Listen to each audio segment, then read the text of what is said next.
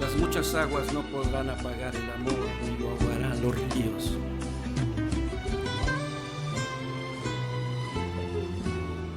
Soy aprendiz de tus caricias, soy resultado de tu amor. Me enamoré de tu sonrisa, de tu inocencia y libertad. Me enamoré de aquella niña que con su vida me abrazó, pintó en mí su poesía, un lienzo blanco en mí creó. Tu voz me sacia cuando cayó, puedo escuchar la voz de Dios. Tengo tanto que aprenderte, enséñale a mi corazón, enséñame a amar y a contemplarte en el silencio de tus ojos, a no olvidar que eres tú mi fiel tesoro y a recordarme que no soy si tú no estás.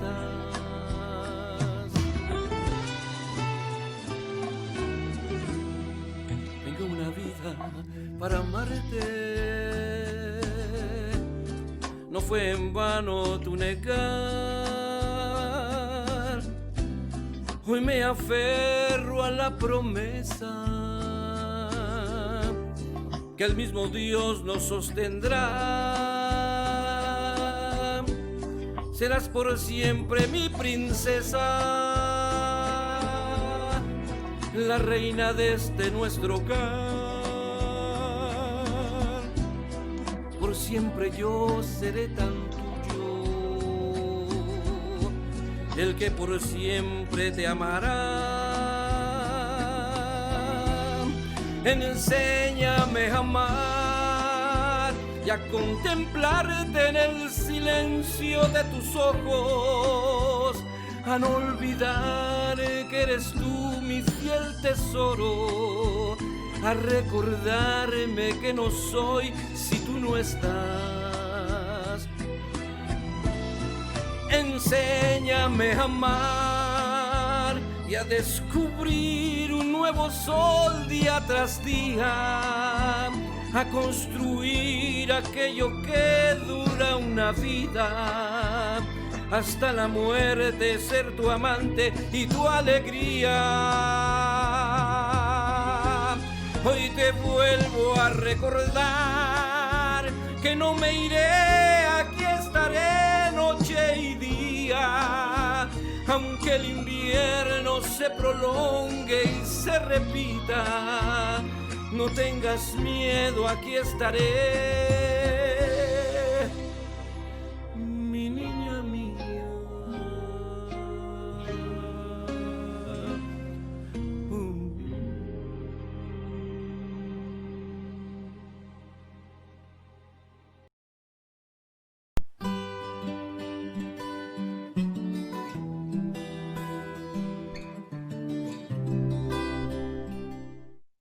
Bueno, hermanos, estamos otra vez juntos. Si Dios permite, voy a terminar este día con lo que está en mi corazón comentar. No es otra cosa más que una serie de pensamientos sobre lo que la palabra de Dios nos enseña de por qué Dios estableció el matrimonio. Hay tantas avenidas que podríamos seguir, como la condición del hombre ahorita. En fin, hay muchas cosas que podríamos mencionar, pero si por lo menos podemos tener la visión de qué es lo que Dios ha querido y quiere del matrimonio y cuál es su relación con él y la representación que tiene en Dios, va a poder ayudarnos a medirnos correctamente de acuerdo a la palabra de Dios, en dónde estamos, qué somos y qué no somos y dónde podemos mejorar. Hablamos sobre la amistad del matrimonio en la última clase.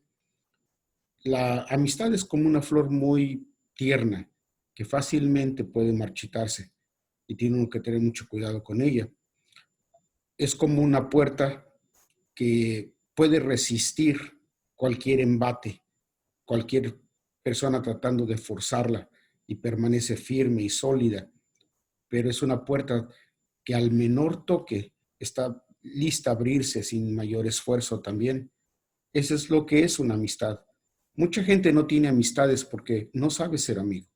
Quiere que los demás sean amigos y en cuanto lo contradicen, en cuanto no le dan lo que él cree que deben darle, la amistad se acaba.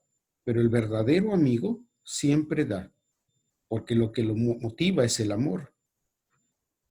¿Cuánto más cierto es esto en el matrimonio? La negligencia que tenemos el uno para con el otro produce amargura y desconfianza.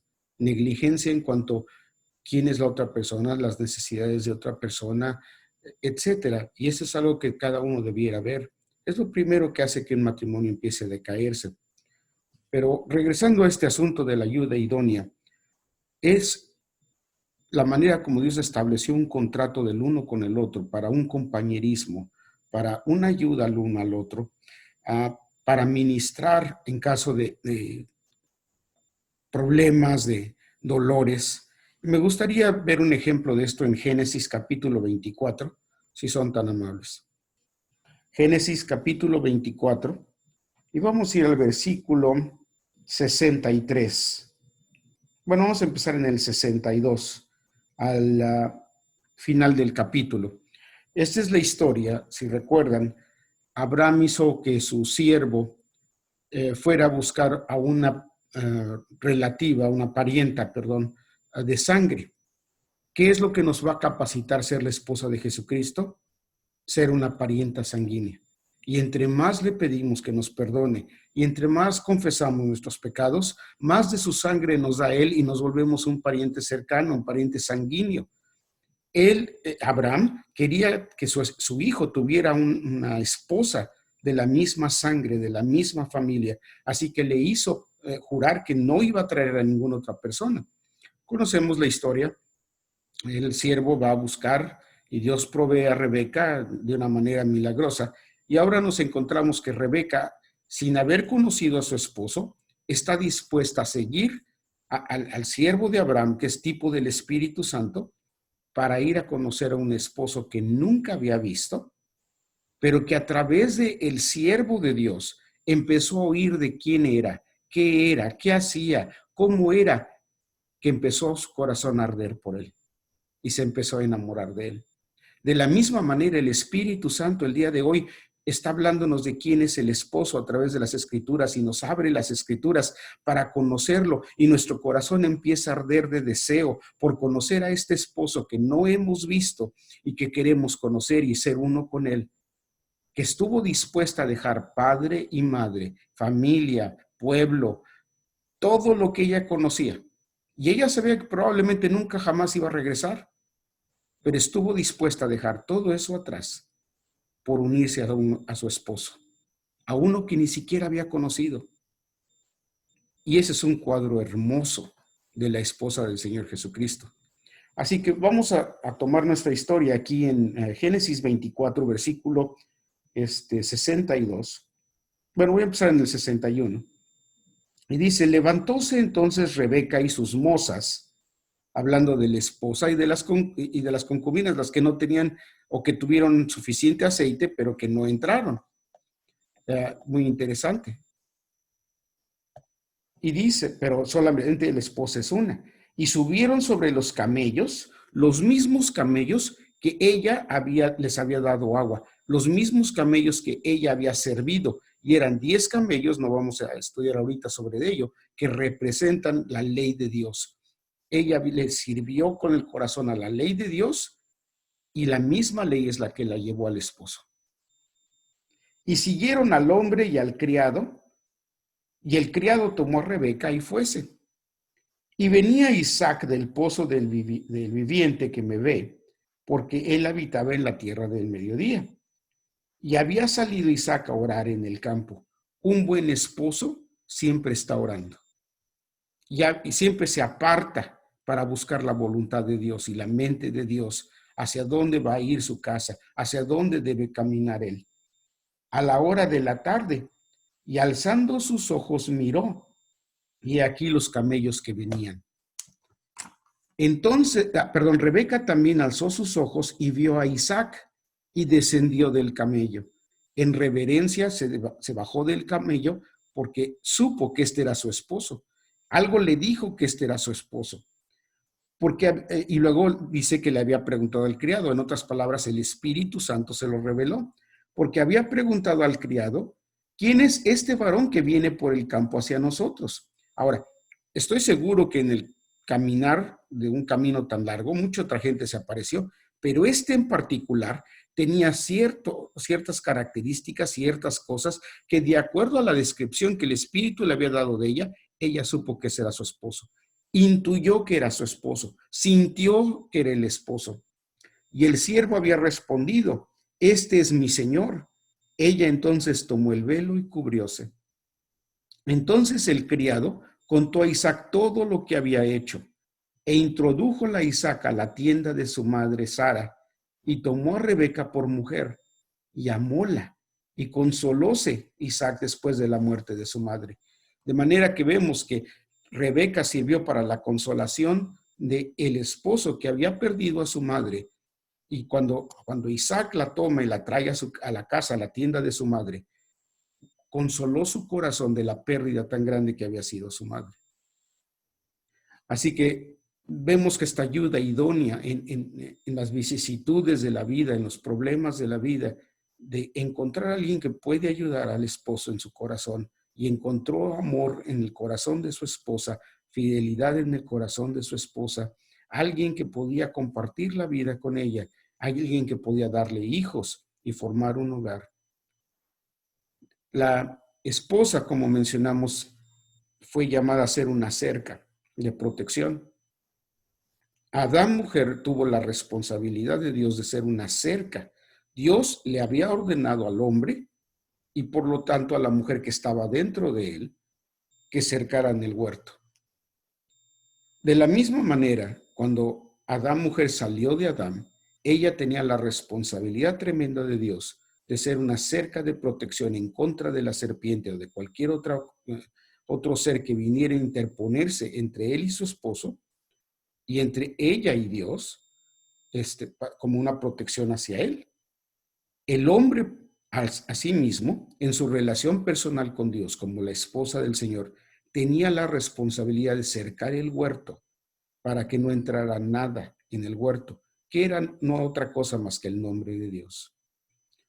La Nueva Jerusalén se llama Nueva Jerusalén porque va a ser limpiada, porque la serpiente entró, pero es la misma Jerusalén, el nombre de Dios, el corazón de Dios. Y se negó a proteger la Torá de verdad, la palabra, el mandamiento de Dios que estaba allí en el huerto.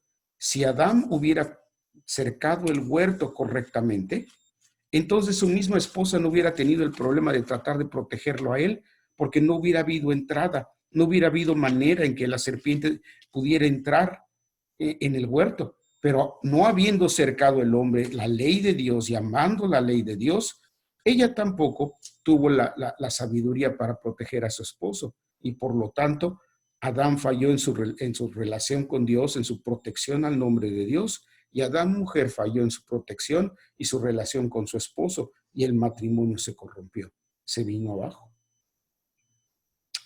Adán, por lo tanto, desde el principio Dios le dio una orden, que era amar a su mujer. Al amar a su mujer, le hubiera enseñado correctamente los principios de verdad para que ella pudiera conducirse correctamente, pero aún en eso falló. Sabemos que le enseñó de no comer del fruto, pero nunca le dijo de cercar el huerto. Por lo tanto, la serpiente vino a tentarla en lo que sabía, o en lo que sabía medias. pero sabemos que ella, aún lo que sabía, no lo hizo, no lo siguió. Adán, mujer, por el otro lado, debía ser una protección para su esposo contra la tentación y contra las luchas, pero falló en ello. Sin embargo, veamos las leyes del matrimonio que Dios estableció desde el principio. Déjenme, vayamos a Génesis capítulo 2. Ya lo leímos, pero regresemos. Génesis capítulo 2, versículo 24. Y dice, por tanto, dejará el hombre a su mujer y a su madre, a su padre y a su madre. Por tanto, dejará el hombre a su padre y a su madre, perdón, y allegarse a su mujer y serán una sola carne. La primera ley del matrimonio que Dios nos da, Dios nos dice, por tanto dejará el hombre a su padre y a su madre. Y esto no significa que se iban a apartar de ellos y no volverlos a ver. Esto no significa que tenían que dejar de amarlos o debían dejar de amarlos o incluso ayudarles y proveer si no tenían y cuidar de ellos. Lo que esto significa es de que el hombre tenía que apartarse para formar un nuevo hogar. No se refiere a distancia, pero se refiere en su propio corazón. Sí, uno siempre ama a sus padres, pero uno tiene la responsabilidad de amar a su esposa de una manera especial. Uno ama a los padres, pero estos se vuelven secundarios en su amor hacia su amor a su esposa, porque es a través de ella y con ella que van a formar un nuevo hogar. Esta palabra dejará en hebreo es asar, asab, que significa soltar, dejar ir, relinquir, entregarse. Significa fortificar, significa ayudar, significa libertad para actuar, significa ayudar, decir adiós. En otras palabras, uno no significa que no va a ayudar a sus padres, pero significa que va a tener la libertad para poder tomar decisiones en un nuevo hogar, en una nueva relación, en un caminar con Dios diferente, en donde primero estaba sujeto a la voluntad del padre y de la madre, ahora ya no está sujeto a esta voluntad del padre y de la madre, pero ahora tienen una responsabilidad de caminar con Dios y el uno con el otro, en donde la relación con Dios es primaria y luego nuestra relación con nuestra esposa. Y finalmente de ahí o cualquier otra relación, nuestros hijos, nuestros padres, etcétera.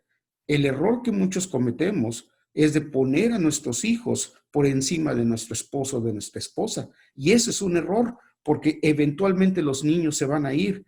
¿Y qué queda? Formamos nuestra vida alrededor de los hijos y nos olvidamos de cultivar nuestra relación íntima, personal con nuestra pareja. Y después cuando se van los hijos no queda absolutamente nada, más que dos extraños que lo único que los unía eran los hijos. Y los hijos ya no están. Se van a formar sus propios hogares. Y es un error. El esposo y la esposa siempre deben tener ese tiempo uno con el otro en comunión, en amistad, en vida matrimonial, porque eventualmente cuando los hijos se vayan, se tendrán el uno al otro. La ley de Dios nos dice, es interesante notar que en Génesis, Dios dio dos cosas específicas. Dios dio dos órdenes, por decirlo así, específicos. Uno fue el Shabbat o el día del reposo, para encontrar paz, para encontrar gozo, para encontrar descanso en una relación íntima con Dios. El sábado se trata de Dios y de nuestra relación con Él, de su palabra y de su espíritu. Y al guardar el sábado o el Shabbat, el día del reposo, entonces podemos encontrar comunión con el esposo, quien nos da descanso mental, corporal, emocional, al encontrarlo a Él y poderle dar nuestro corazón. Y el otro lado fue el matrimonio, donde el hombre y la mujer pueden encontrar en esta relación paz y gozo y descanso el uno con el otro. Es triste el matrimonio donde uno no puede encontrar paz en el otro, donde uno no está dispuesto a dar paz al otro. No estoy hablando de recibir paz, estoy hablando de dar paz, de dar, de dar tranquilidad de mente, emocional y física. Así que la segunda ley del matrimonio la vemos también en este mismo versículo y dice, y allegarse a su mujer, allegarse. La palabra es davak, que significa adherirse, significa cachar algo, obtener algo al perseguirlo. Significa morar juntos, estar unidos en cuerpo y en afecto. Significa unirse, significa quedarse. En otras palabras, no nada más voy a estar contigo en un momento y después me voy a ir y me voy a olvidar de ti, pero me voy a llegar a ti y voy a ser uno contigo y continuamente viene allegarse, juntarse, estar juntos, que es lo que va a hacer que este matrimonio prospere y se haga fuerte y firme. De manera que la primera cosa que debemos hacer es una fidelidad a Dios y la segunda cosa es una fidelidad del hombre a su mujer y de la mujer a su esposo, en afecto, emocionalmente, físicamente, etcétera. Y de ahí todo otro amor, como digo, emana hacia los padres, hacia los hijos, amigos, etcétera.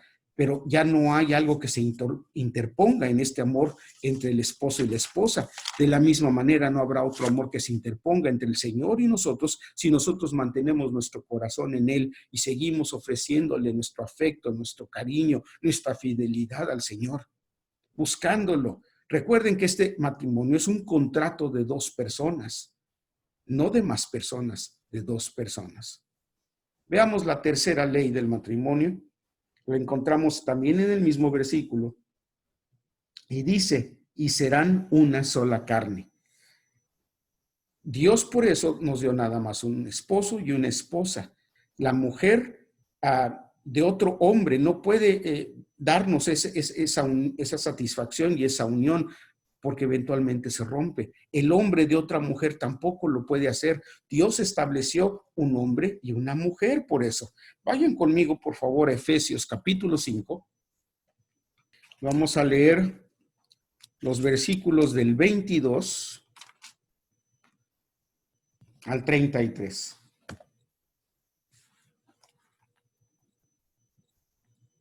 Bueno, voy a empezar en el 20. Dando gracias siempre de todo al Dios y Padre en el nombre de nuestro Señor Jesucristo, sujetados los unos a los otros en el temor o la reverencia de Dios. Las casadas estén sujetas a sus propios maridos como al Señor, porque el marido es cabeza de la mujer, así como Cristo es la cabeza de la iglesia y Él es el que da la salud al cuerpo. Así que dice que ¿quién es la cabeza? Dios es la cabeza, Cristo es la cabeza de la iglesia y es el que nos da salud. Así que como la iglesia está sujeta a Cristo, así también las casadas lo estén a sus maridos en todo. Maridos, amad a vuestras mujeres. Y encontramos la ley que Dios da a los hombres, a los esposos. Dios demanda del esposo que ame a su mujer. No sabemos amar. Y se necesita del Señor para enseñarnos a amar, quien nos ha amado, a pesar de que nosotros muchas veces no lo hemos amado. Cuando constantemente hemos ido corriendo de un lado a otro buscando satisfacción en otra cosa que no es Dios. Deportes, novelas, actividades, incluso el servicio a Dios. Nos mantenemos ocupados para no tener que tener una relación íntima con el Señor en oración y en el estudio de la palabra. En un momento de comunión con Él donde nos podemos sentar a pensar en su nombre, a pensar en lo que sucedió durante el día y qué es lo que Dios me está hablando y me está diciendo. Yo no sé amar a Dios, pero Él me amó a mí. Porque siendo aún enemigos, Cristo murió por nosotros. Nos amó mucho antes de que nosotros siquiera lo conociéramos o lo amáramos. y nos amó, sin embargo, y nos sigue amando. Él, como nuestro esposo espiritual, nos ama. De la misma manera está diciendo: ustedes, maridos, amen a sus mujeres. Esa es su obligación o nuestra obligación. Y seguimos leyendo.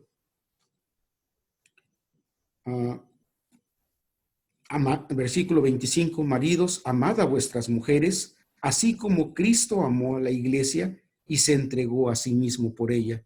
De otra manera, que si aman a su mujer, se entregarán para santificarla, limpiándola en el lavacro del agua por la palabra. ¿Saben cómo nos santificó el Señor? Por las aguas de su nombre, muerte y vida. Y al venir su nombre sobre nosotros, es como su bandera que decía la esposa en Cantares: viene y nos cubre, su nombre nos cubre y dice: esta es mi esposa. Y su cobertura está sobre nosotros, dando su vida por nosotros, amándonos, santificándonos, para presentársela gloriosa para sí, una iglesia que no tuviese mancha, ni arruga, ni cosa semejante, sino que fuese santa y sin mancha.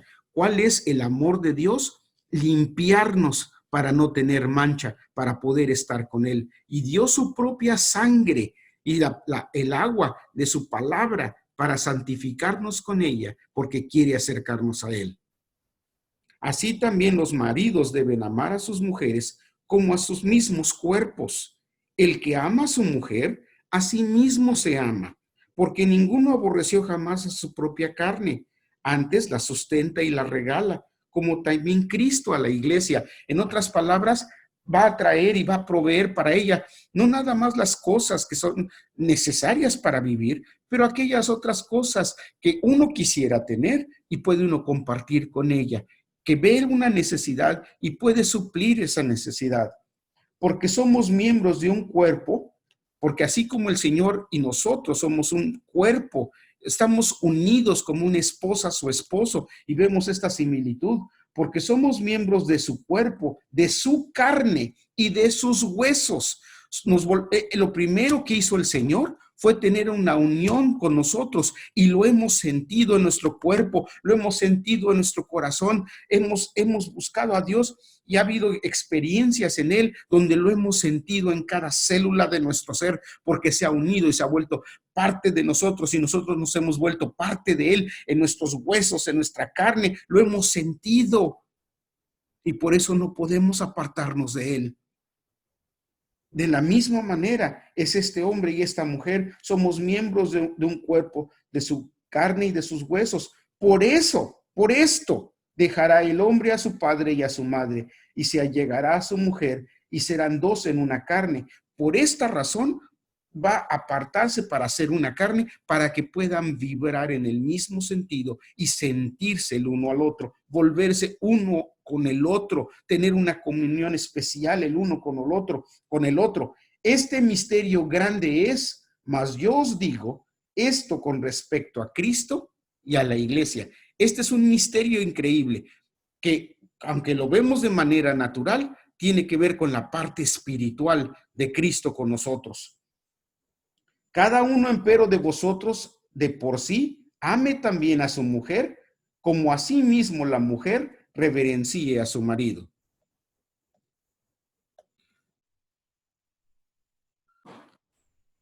Así que nos está diciendo que tenemos la obligación de amar a nuestra mujer como a nosotros mismos. Y luego habla a la mujer y le dice: y la mujer reverencie a su marido. Es muy interesante que Dios le ordena al hombre amar a su mujer, pero Dios no le ordena a la mujer amar a su marido. ¿Qué es lo que Dios le ordena a la mujer? Sujetarse a su marido y reverenciarlo, o tenerlo en gran honra, en gran respeto. Es interesante notar que cuando habla de los hijos hacia los padres, en Éxodo 20, en los 10 mandamientos, dice que honremos a nuestro padre y a nuestra madre. No dice que los amemos, dice que los honremos. Hay padres que es muy difícil amarlos porque no son buenos padres. Y sin embargo tenemos la obligación de honrarlos, de tenerlos en grande estima, en gran posición, en asegurarnos que sus necesidades están cubiertas. en todos los sentidos, emocionales, físicas, etcétera, especialmente en sus años grandes, sus años ya dorados, cuando necesitan ayuda. Pero el mandamiento de Dios es honrar, reverenciar. ¿Por qué? ¿Por qué nos dice Dios esto? Porque como esposa, nosotros tenemos la obligación de reverenciar a nuestro Padre Celestial y a nuestro esposo. Tener en gran honra, en gran respeto, en gran honor y sujetarnos a Él.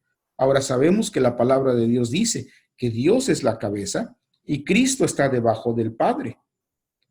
Y el hombre está debajo de Cristo, y luego dice, y la mujer debajo del hombre. Si el hombre está caminando con Dios, ya no se trata entonces de la voluntad del hombre, de la cabeza del hombre, del gobierno del hombre, es el gobierno de Dios, a través de Cristo, a través de Él, que la mujer se sujeta. La mujer no tiene la obligación de sujetarse a un hombre que no tiene nada de Dios y no camina con Dios y que no quiere nada de Dios y lo que demanda y pide no es Dios. En ese momento Cristo se vuelve su cabeza y pasa por alto el hombre. Pero cuando el hombre está caminando con Dios, representa la cabeza y el gobierno de Dios en su casa. Y la mujer tiene la obligación de reverenciar eso y sujetarse a eso. Vamos corriendo, por favor, al libro de Colosenses, capítulo 3. Vamos a leer del 16 al 19. Colosenses 3, 16 al 19. Y dice, la palabra de Cristo habite en vosotros en abundancia, en toda sabiduría, enseñándoos y exhortándoos los unos a los otros con salmos e himnos y canciones espirituales, con gracia cantando en vuestros corazones al Señor. Y todo lo que hacéis, sea de palabra o de hecho, hacedlo todo en el nombre del Señor Jesús, dando gracias a Dios Padre por Él. En otras palabras, en mi servicio a Dios y hacia los hombres, debiera hacer todo con alegría, con cantos, con agradecimiento, haciendo todo a nuestro esposo espiritual. Casadas, estad sujetas a vuestros maridos como conviene en el Señor. Maridos, amad a vuestras mujeres y no seáis desapacibles con ellas. Perdónenme. Le está diciendo a las mujeres, sujetaos a vuestros maridos. Y nos acaba de decir que todo lo que hagamos, lo hagamos con gozo y con gratitud. E inmediatamente dice a las mujeres, sujétense a su marido. Y luego le dice, casadas, están sujetas a vuestros maridos. Y luego le dice a los maridos, amad a vuestras mujeres y no seáis desapacibles con ellas. En otras palabras, iracundos. Gente que se prende como cerillo y se enoja en contra, de una manera desapacible, descontrolada en contra de sus mujeres. No hagan eso. Gracias a Dios que tenemos un esposo espiritual que no hace eso, pero que tiene misericordia de nosotros. Así que hemos visto las leyes espirituales. El hombre debe ser de una sola mujer, por lo tanto, que sepa amar, que sepa perdonar, que sepa proteger, que sea vigilante, que pueda desear tener esa unión con ella. Y por el otro lado, las mujeres sometiéndose en obediencia y en reverencia a su marido o en gran estima, sabiendo que esta relación matrimonial es una relación santa que Dios estableció en honor. Pero lo único que va a mantener eso es este amor que tenemos por el Señor, que puede ser compartido el uno con el otro. Veamos pues entonces lo que la palabra de Dios nos dice sobre el amor. Vayamos a 1 Corintios 13, y todos lo sabemos, lo hemos leído, pero es bueno recordarlo, especialmente en relación con nuestro matrimonio y nuestro matrimonio espiritual con el Señor. 1 Corintios capítulo 13.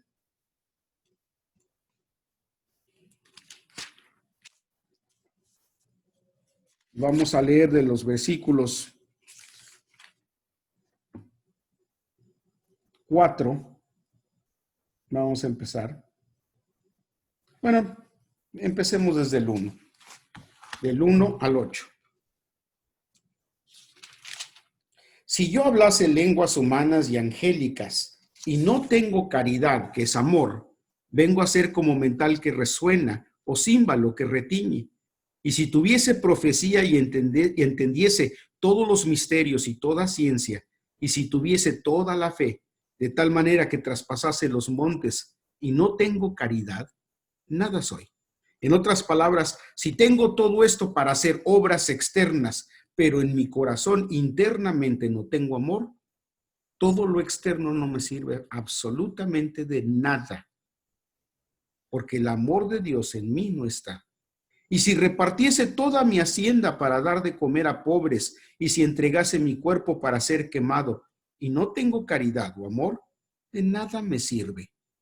Si hago las cosas porque la gente pueda ver que las hago para que no digas que las hice, te voy a hacer de comer para que no digas, voy a ir a trabajar para que no digas, voy a reparar esto para que no digas, pero no hay amor en mí.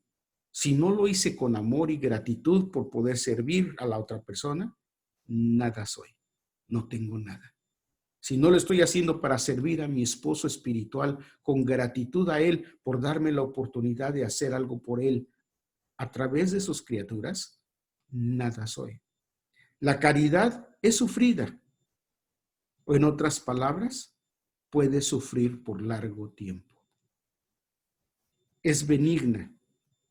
La caridad no tiene envidia de quién es más, quién puede más, quién tiene la razón, quién tiene la última palabra, por qué yo no puedo hacer eso y no tengo esto, etcétera. La caridad no hace sin razón, no se ensancha o no se jacta. Yo siempre soy el que, yo esto, etcétera, etcétera. No es injuriosa.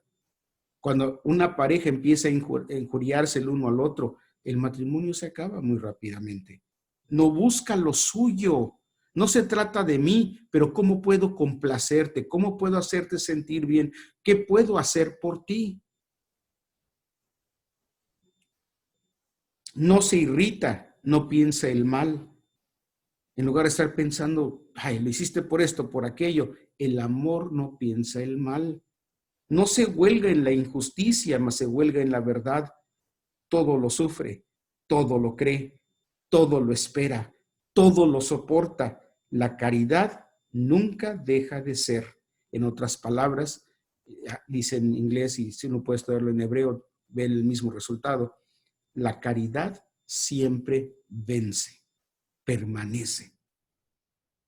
Mas las profecías se han de acabar y cesarán las lenguas, y la ciencia ha de ser quitada, etcétera, etcétera, etcétera. Pero vemos esta naturaleza del amor, que es lo que el Señor quiere que tengamos nosotros.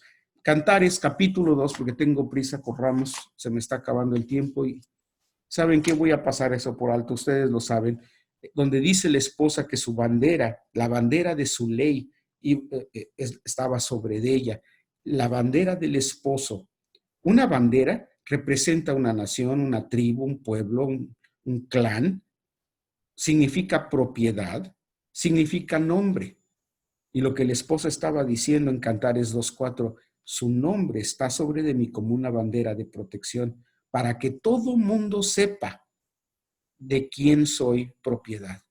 Cuando un país tomaba una nueva sección, una área desconocida, por ejemplo el Polo Norte, ponían su bandera.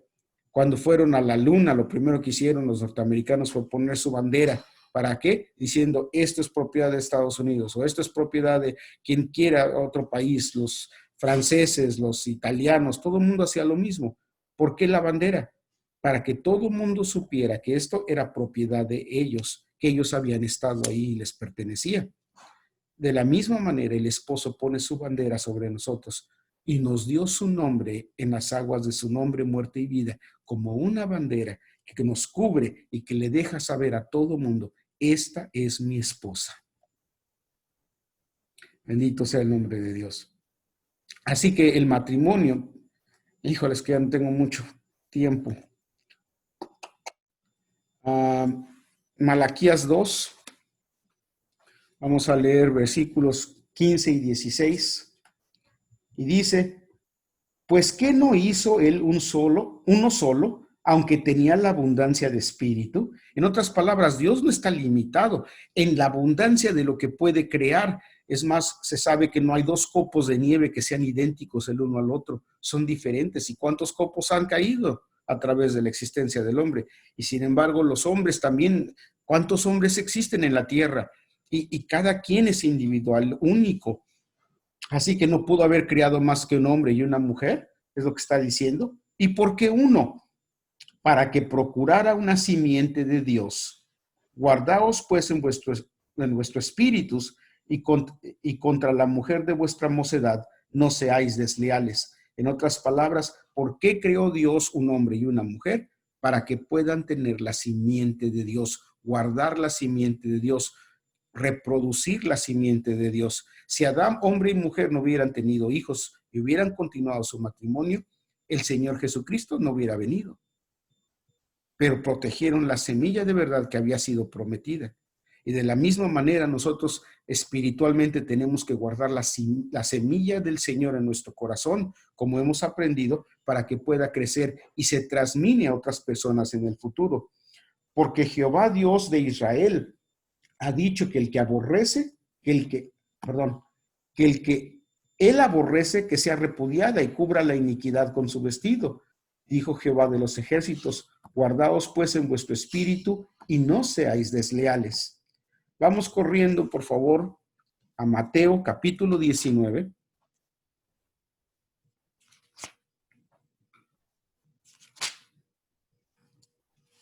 Mateo capítulo 19. Vamos a leer los versículos del 4 al 6. Están, como les dije, tratando de tentar a Jesús, diciéndole es lícito que el hombre deje a su mujer. Y él respondiendo les dijo, ¿no habéis leído que el que los hizo al principio, macho y hembra los hizo? Y dijo, por tanto el hombre dejará padre y madre y se unirá a su mujer y serán dos en una carne. Así que no son ya más dos, sino una carne. Por tanto lo que Dios juntó, no lo aparte el hombre. El hombre no tiene el poder para separar una vez que Dios ya unió. No tiene el derecho. Y esto es una gran bendición. Porque lo que Él unió, ¿y quién nos unió a Él? Sino el Padre mismo nos llevó al Hijo y nos unió a Él. Y nadie nos puede separar de Él. Por eso Pablo dijo, ¿quién nos podrá apartar del amor de Cristo? Tribulaciones, hambre, desnudez, cuchillo, muerte, vida, lo presente, lo porvenir. Ninguna criatura, ni la vida ni la muerte, ni ninguna criatura podrá apartarnos del amor de Cristo, que es en Cristo, del amor de Dios, que es en Cristo Jesús. Porque Él nos unió a Él como su esposa y nadie nos va a apartar de Él. Los únicos que pueden romper ese lazo matrimonial no son las fuerzas externas, es nuestra propia decisión si somos desleales.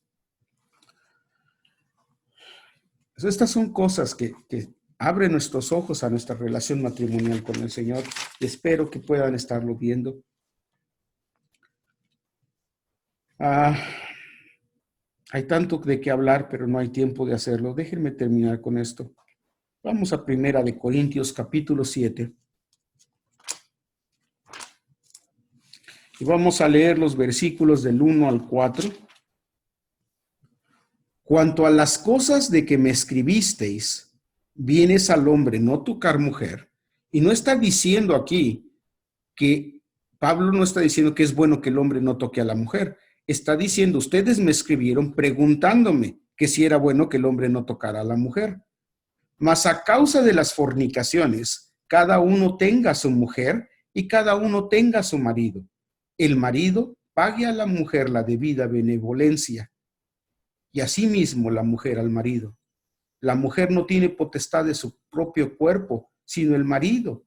E igualmente tampoco el marido tiene potestad de su propio cuerpo, sino la mujer. No os defraudéis el uno al otro, a no ser por algún tiempo de mutuo consentimiento para ocuparos en la oración y volved a juntaros en uno, porque no os tiente Satanás a causa de vuestra incontinencia. Así que la intención de Dios desde el mismo momento es poner un lazo o una cerca entre un hombre y una mujer. Y dice, uno no tiene el derecho de decir, este es mi cuerpo y voy a hacer lo que quiera, porque mi cuerpo no es mío, es de mi pareja.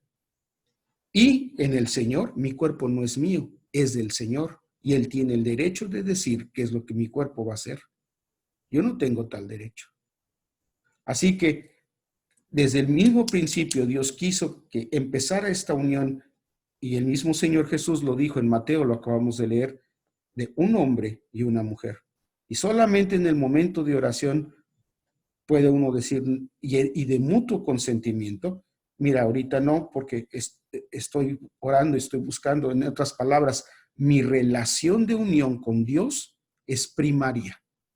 Y después mi relación con mi esposo, mi esposa natural. Pero solamente hasta haber satisfecho a mi esposo espiritual. Y después de eso, no olvidarlo. Dice, de inmediato vuelven a unirse. Como les dije, Dios quería y empezó el matrimonio con una carne.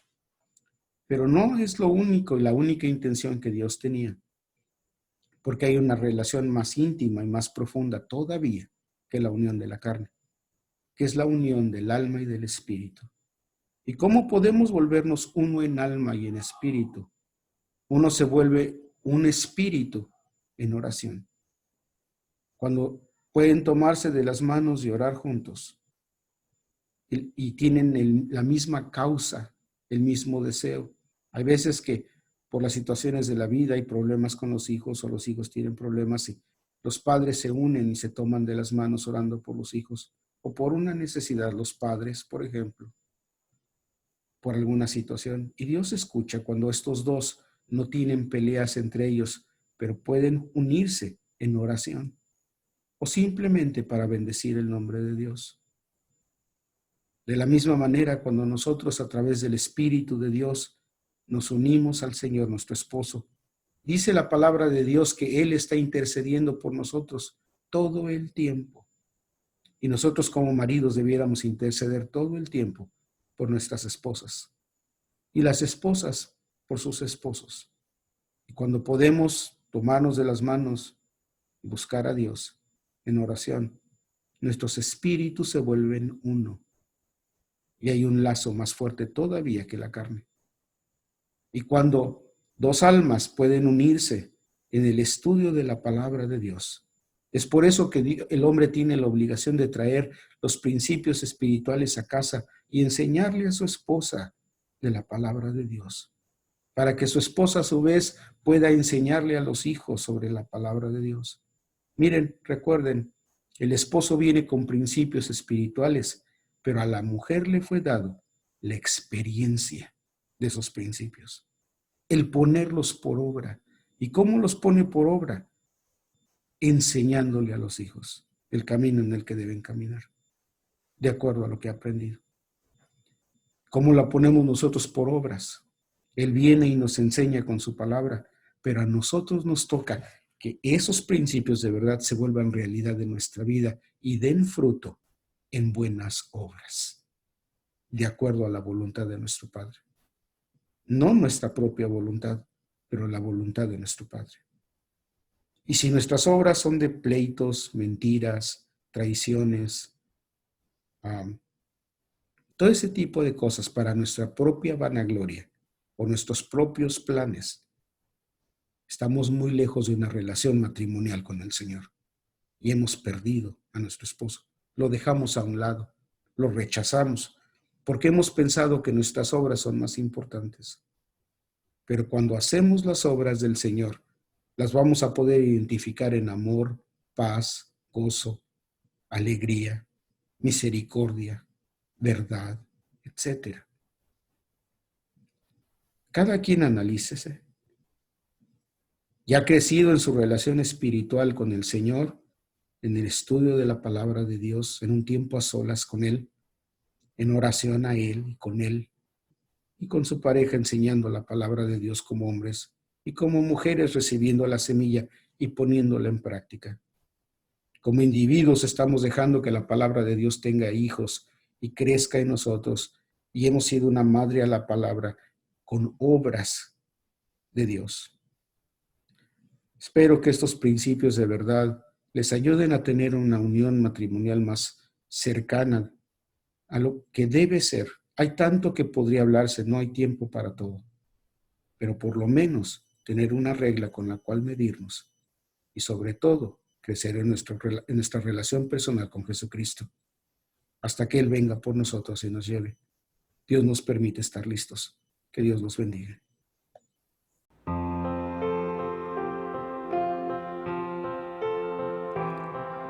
Porque el amor es de Dios. Todo aquel que ama es nacido de Dios y conoce a Dios.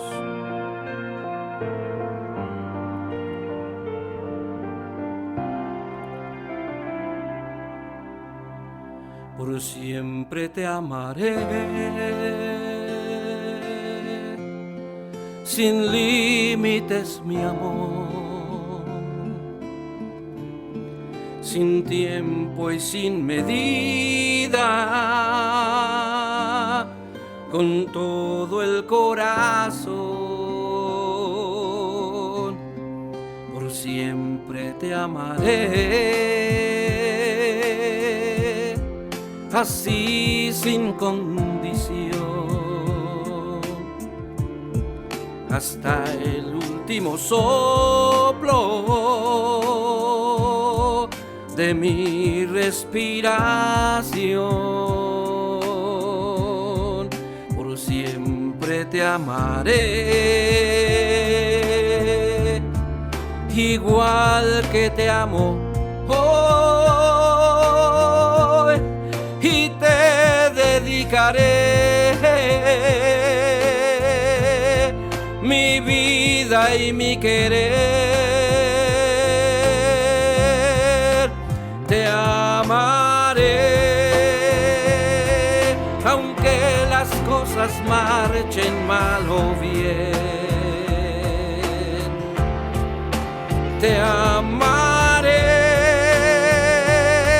en la riqueza igual que en la escasez. Te amaré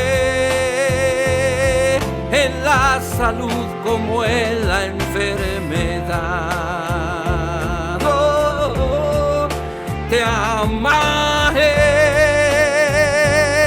en la tristeza y la felicidad.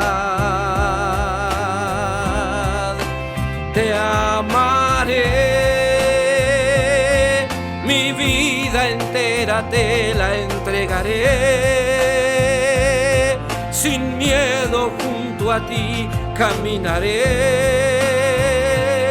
hasta mi último latido. Por siempre te amaré.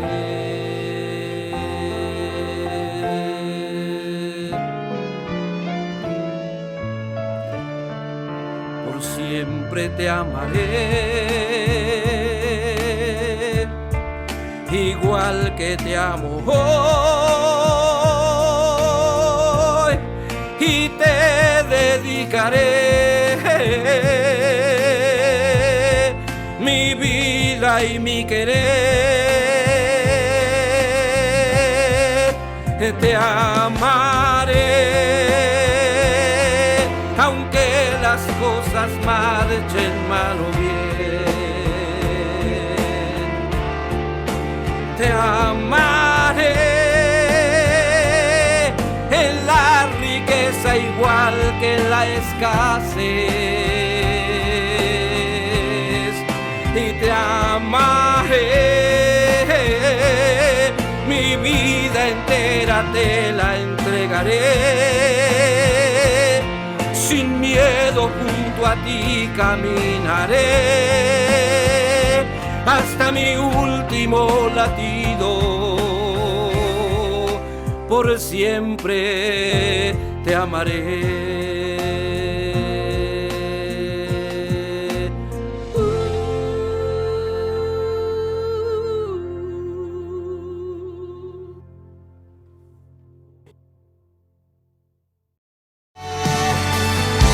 Prometo yo amarte ahora y por siempre.